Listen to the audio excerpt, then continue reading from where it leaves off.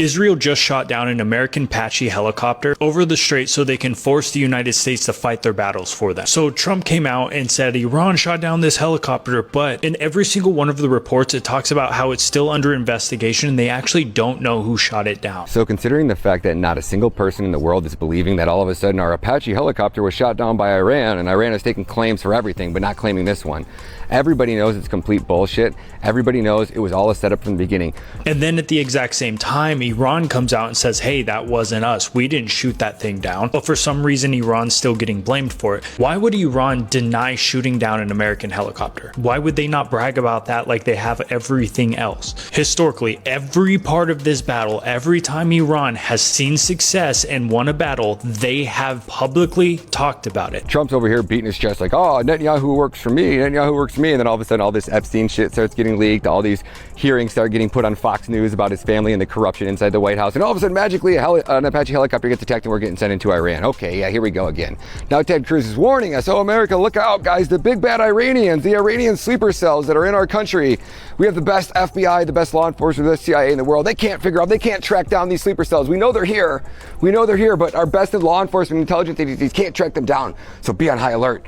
We've never been at more of a threat or more of a risk for a false flag, a terrorist attack. And on top of it, Israel just got busted planting listening devices all around the White House. Israel has done this countless times in the past, and worse. Guys, look up the Lavon affair. They planted bombs all across American bases and British bases out in Egypt and blew them up, trying to get England and the United States to fight their battles. They've done this over and over and over again. This is a fucking PR nightmare for our entire fucking government. Nobody wants this fucking war, but the Israeli dual citizen unregistered foreign agents that have taken over our entire fucking government are hell-bent at sending your kids off to die in this fucking war. At what point do we declare Israel the enemy? Because I can guarantee in 5 years, 4 years, or however long it takes, there's going to be a report that comes out in a documentary that talks about how Israel shot down this helicopter.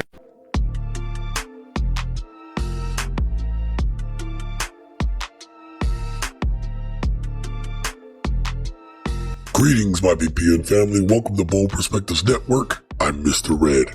Now, I haven't got a chance to talk to you all about what I thought about what's going on with the Apache helicopters and stuff like that.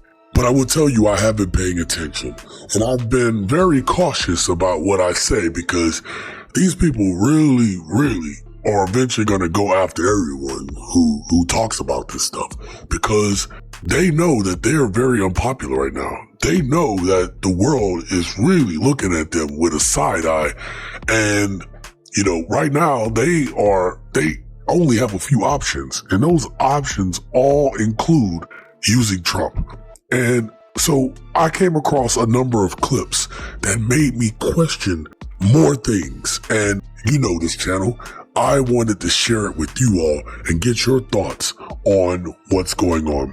What I will say is, it's disturbing to me that we continue to lose American soldiers, that we continue to lose American reputation, that we continue to lose our own economy and our ability to be able to live a free life because you have a group of people who are hell-bent on controlling everything.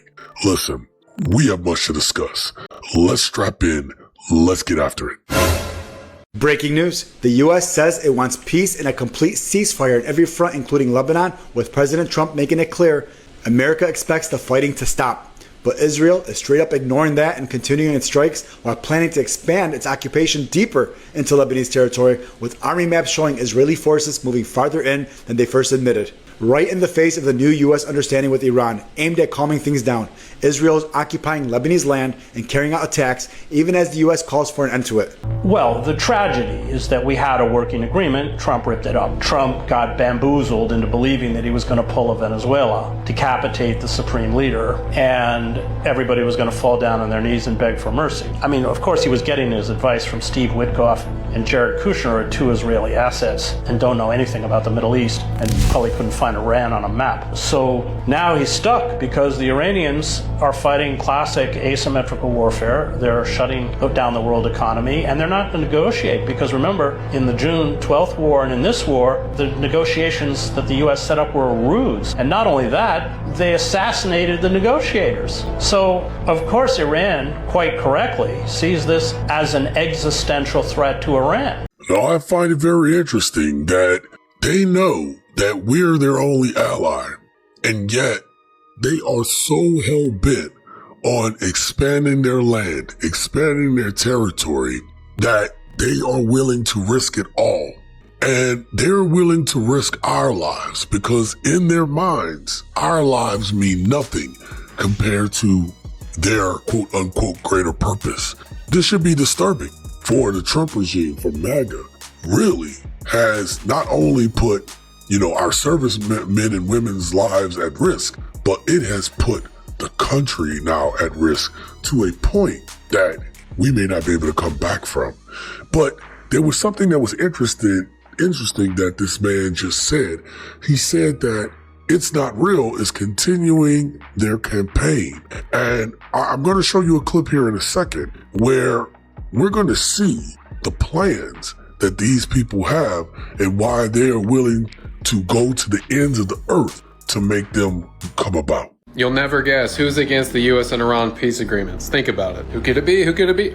Oh, man, shocker. Just hours after the peace agreement, Netanyahu tells Trump they refuse to be a part of it and will not withdraw from Lebanon. It's because all of this is for greater Israel. If you don't want to believe me, believe this former Mossad agent who is literally telling us their next steps are to take Turkey and Egypt. That's why they're attacking Lebanon. It's for greater Israel.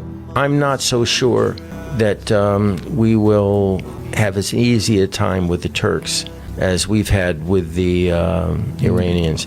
I've been following Turkish military doctrine, and the strongest army in the Middle East. The storm is coming.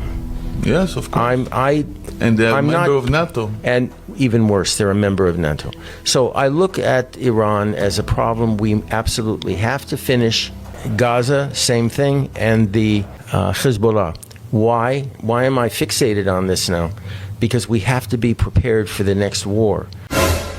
We Jews are God's chosen people, and the Gentiles must learn their purpose in life is to fight and die for Israel. It's our greatest ally. We now combined military forces with these people. Is any of this surprising when Trump gives Bibi Netanyahu the key to America? Are we serious? And he says it's the key to our hearts. Key, we call it a key to the White House, and it's a key to our country and to our hearts. This is treason. This quote from Netanyahu in 1990 sums up exactly what they think of us. He says, if we get caught, they will just replace us with persons of the same cloth. So it doesn't matter what you do. America is a golden calf, and we will suck it dry, chop it up, and sell it off piece by piece until there is nothing left but the world's biggest welfare state that we will create and control. Why? Because it's God's will, and America is big enough to take the hit, so we can do it again and again and again. This is what we do to the countries we hate. We destroy them very slowly and make them suffer for refusing to be our slaves. Tell me that is not what's happening right now. Let's wake up. We've been subverted. Now, I want you to think about what you just heard. These men were discussing the next plans. Now, I've already showed you on this channel that there was already a concerted effort to destabilize the Middle East, and that's been going on for a long time. But we definitely know that it's been going on at least since the towers fell in the early 2000s. Wait, ISIS never attacked Israel? Investigation. So ISIS and Al-Qaeda never attack Israel. In 2015, ISIS attacked Hamas, and ISIS threatened to topple Hamas. But aren't they supposed to be allies? In 2015, Al-Qaeda soldiers were brought to Israel if they were injured for medical treatment. But why would Israel be giving medical treatment to their enemies? The IDF chief admits to giving weapons and funding to Al-Qaeda? Aren't they supposed to be enemies? Okay, I found it. A long time ago, ISIS did attack Israel, but then they apologized. So the one time they actually attacked them, they apologized. Why would you apologize to your enemy? September 11th, Al-Qaeda flies airplanes into the Twin Towers. Al-Qaeda did it, but Israel knew about it and didn't warn us. They made sure no Jewish people went to work that day, got insurance on the buildings, and the 5 Israeli agents that were sent to film and document the event, why were they celebrating? Isn't Israel supposed to be our ally? Why were they helping and protecting them on September 11th? Netanyahu tells us to go to war with Iraq because of September 11th. What does Iraq have to do with September 11th? They had more to do with September 11th than Iraq. Why do all false flags have to do with ISIS and Al-Qaeda? That's a heck of a coincidence. ISIS and Al-Qaeda never attack Israel. Every time they attack, it benefits Israel. ISIS and Al-Qaeda controlled opposition for Netanyahu? Oh, it all makes sense now. This seems to be all a part of this greater It's Not Real plan. And this is why it's important that we continue to talk about it, that we continue to expose it, because you can clearly see if you just say, okay, let's just do a hypothetical. And if we look at the hypothetical and say, does the actions of the United States make sense if it is to help this greater project? And then you can't help but look back when you have people saying things like, in war, we do what we have to do. And then you start thinking of all the actions and lives that have been lost and taken in the name of our so-called allies who really don't care about us. We are a means to an end. And tonight, I'm going to prove that to you too. If somehow you're still delusional enough to think that Israel wants peace in the Middle East, watch this. The Israeli Prime Minister came here today and said that Israel is surrounded by those who want to destroy it, an enemy. We're here, members of a Muslim Arab committee mandated by 57 Arab and Muslim countries. And I can tell you here, very unequivocally, all of us are willing to, right now, guarantee the security of Israel in the context of Israel ending the occupation and allowing for the emergence of a Palestinian state. He is creating that danger because he simply does not want the two-state solution. And if he does not want the two-state solution, can you ask the Israeli officials, what is their end game? Other than just wars and wars and wars. I'm telling you, all of us in the Arab world here, we want a peace in which Israel lives in peace and security, accepted, normalized with all Arab countries in the context of ending the occupation, withdrawing from Arab territory, allowing for the emergence of an independent, sovereign Palestinian state on June 4, 1967, lines with occupied Jerusalem as capital. That is our narrative. That is, and we will guarantee Israel's security in that context. Can you ask Israelis what's their narrative other than I'm going to continue to go to war, I'm going to kill this and kill that and destroy this and this that?